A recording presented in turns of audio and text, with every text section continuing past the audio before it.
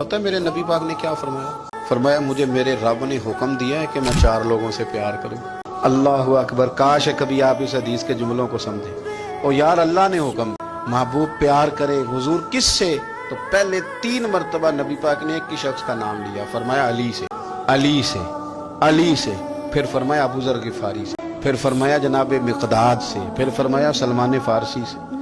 رب نے مجھے کہا ان سے پیار کرو، حضرت ابو ذر غفاری۔ تبوک کے موقع پر نا اونٹ پہ بیٹھے تھے، پیچھے رہ گئے، اونٹ پر بیٹھے تھے تو پیچھے رہ گئے، اونٹ سست تھا، تھک گیا، چل نہیں رہا تھا۔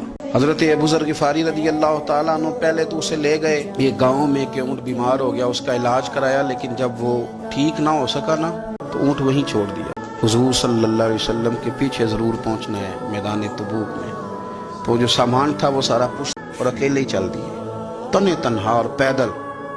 سامنے سے گرد اڑتی ہوئی نظر آئی تو لوگوں نے کہا حضور پتہ نہیں کون آیا ہے۔ فرمایا تمہیں نہیں پتہ، مجھے تو پتہ ہے نا، ابو ذر غفاری آیا ہے، ابو ذر غفاری آئے۔